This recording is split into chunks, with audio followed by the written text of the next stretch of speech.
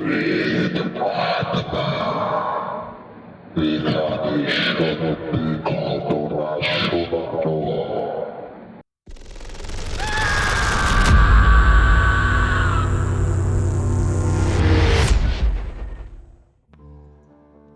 বন্ধুরা, সবাই কেমন আছো? আশা করছি সবাই খুব ভালো আছো এবং সুস্থ আছো। প্রেত আত্মা সবাইকে জানাচ্ছে সুস্বাগতম। আমি আছি বাবান তোমাদের সাথে। আজকেও চলে এলাম নতুন একটি সত্যি ভৌতিক ঘটনা নিয়ে। এই ঘটনাটা খুবই যন্ত্রণাদায়ক ঘটনা, গ্রাম বাংলার বুকের ঘটনা। তো ঘটনাটা আমাকে পাঠিয়েছে চাকদা জেলার অন্তর্গত একটি ছোট্ট গ্রাম থেকে। সেই জায়গার নাম আমি উল্লেখ করছি না। আর ঘটনাটা যারা যারা শুনছো এই মুহূর্তে, তারা অবশ্যই চ্যানেলটি সাবস্ক্রাইব করে পাশে থাকবে প্রেতাত্মা। তো বন্ধুরা, সবাই চুপটি করে বসে পড়ো, কানে হেডফোনটা লাগিয়ে নাও। আমি সরাসরি চলে যাচ্ছি সেই ঘটনায়।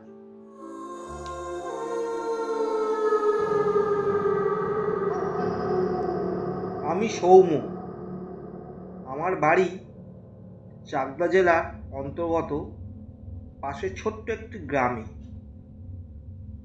আমি যে আজকে ঘটনাটা শোনাতে চলেছি, সেই ঘটনাটা খুবই যন্ত্রণাদায়ক এবং গা ছমছমে ভৌতিক ঘটনা। তো প্রেতাত্মা সকল বন্ধুরা আশা করছি খুব ভালো আছো। আমি তাহলে মূল ঘটনায় চলে যাচ্ছি। আমার যখন বয়স 10 বছর, আর এই ঘটনাটা ঘটেছে বন্ধুরা আজ থেকে প্রায় 15 বছর আগে। তো আমার যখন বয়স 10 বছর, আমার যে বন্ধুবান্ধব ছিল, ছোটোবেলায় বুঝতেই পারছো, চারিদিকে গাছপালা, মাঠ ঘাট ভর্তি। তো সেইখানে ছিল একটা পুকুর। সেই পুকুরটা ছিল খুবই গভীর। তো আমরা বিকেলটা হলে সেই মাঠেতে আমরা খেলতাম কি বউ বসন্তী, লুকোচুরি, ধরাধরি, এইসব খেলাগুলো খেলতাম। তো একদিন বিকেলবেলায় খেলছি, হঠাৎ শুনতে পেলাম চারিদিকে মানুষ খুব কান্নাকাটি করছে। আমাদের পাশের পাড়ায় একজন বাচ্চা ছেলেকে নাকি খুঁজে পাওয়া যাচ্ছে। সে নাকি সকালবেলায় গিয়েছিল সেই পুকুরে স্নান করতে। তখন ওই বেলা 11টা, সাড়ে 11টা। তখন থেকে সে নাকি আর বাড়ি ফেরেনি। তো চারিদিকে খোঁজাখুঁজি শুরু হয়ে গেছিল, কিন্তু কোনো জায়গা থেকেই খুঁজে পাচ্ছিল না। তো ওর যে বন্ধু বান্ধবগুলো ছিল, ও তো আর একা যায়নি, স্নান করতে গেছিল। তার আবার বয়স 7 বছর, যাকে খুঁজে পাওয়া যাচ্ছে না তার কথা বলছি।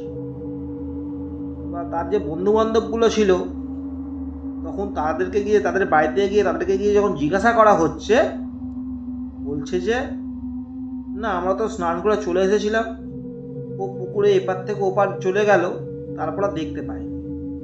যেহেতু বাচ্চা না, অতটা কেউ গুরুত্ব দেয়নি, কিন্তু এইগুলো এসে ওরা বাড়ির লোককে আর বলেনি। তো সেই বাচ্চাটা জলে ডুবে ওখানেই মারা যায়। খুবই যন্ত্রণাদায়ক ব্যাপার আর কি। তো এই ঘটনা প্রায় 2 থেকে 3 মাসের মধ্যে শুরু হয়ে যায় ওখানে ভৌতিক ঘটনা, কিছু কিছু ভৌতিক ব্যাপার যেগুলো খুবই অবিশ্বাস্য। তো আমরা যখন মাঠে খেলতাম বিকেলবেলায়, তো ওই ঘটনার পর থেকে ওই পুকুরে কেউ আর স্নান করতে যেত না। ওই পুকুরটা নাকি ভুতুড়ে পুকুর নামে পরিচিত হয়ে গেল গ্রামের সাইডে, মানে বুঝতেই পারছো।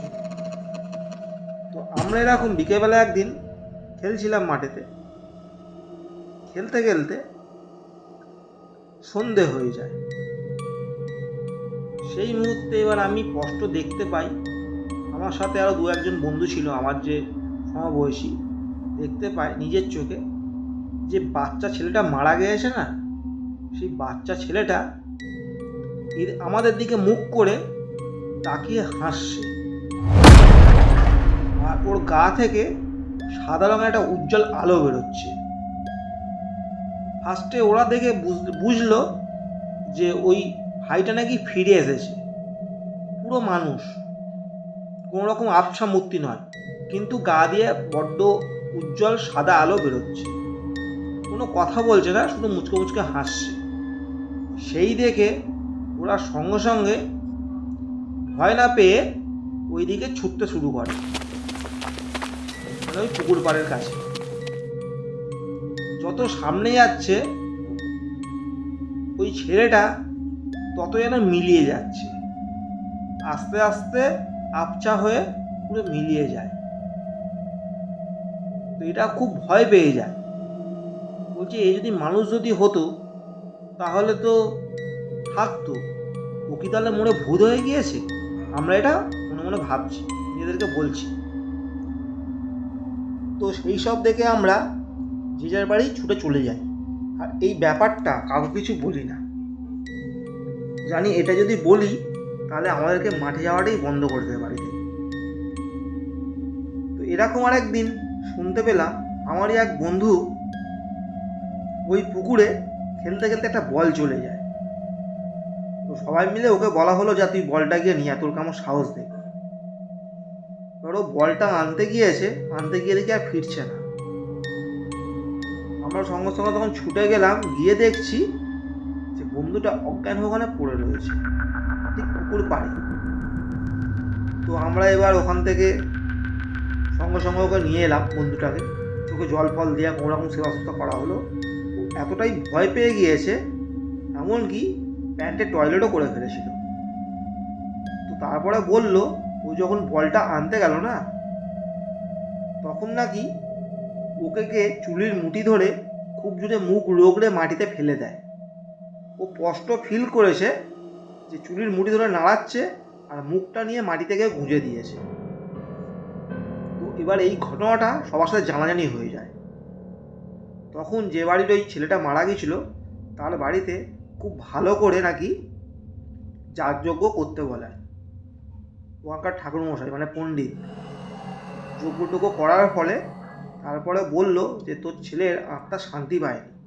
তো ওই পুকুর পাড়েতেই একটা ঘাটের কাজ ওই পুকুর পাড়ে করা হয়, ওর নামে পিণ্ড দেয়া হয়।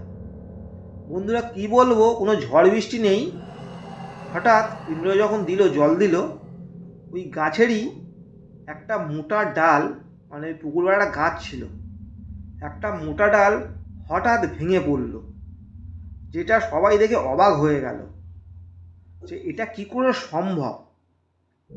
তখন সবাই কান্নাকাটি শুরু করছিল, সবাই কান্নাকাটি শুরু করে দিল যে ওর আত্মাটা নাকি মুক্তি পেয়ে গেল। তো তারপর থেকে আর কোনো দিনের জন্য হলেও সেই জায়গাতে কোনো রকম সমস্যা হয়নি, আর আমাদেরও চোখে পড়েনি। তো এই ঘটনাটা বহুদিন আগেকারে হয়েছিল। তো বন্ধুরা, ঘটনাটা তোমাদের কেমন লাগলো তোমরা কিন্তু অবশ্যই কমেন্ট করতে ভুলবে না। আর সত্যি এরকম যে হয় সেটা তুমি না বলে জানা ছিল না সৌম্য, তোমাকে অসংখ্য ধন্যবাদ এরকম ঘটনা পাঠানোর জন্য। তো তোমাদের কাছে বন্ধুরা যদি এরকম ধরনের ঘটনা থাকে তো অবশ্যই আমাকে পাঠাতে পারো আমার এই হোয়াটসঅ্যাপ দেওয়া নাম্বারে। তো বন্ধুরা তোমরা কিন্তু কমেন্ট করতে ভুলবে না কে কোথা থেকে শুনছো, অবশ্যই চ্যানেলটি সাবস্ক্রাইব করে পাশে থাকবে। তো সবাই খুব ভালো থেকো এবং সুস্থ থেকো বন্ধুরা।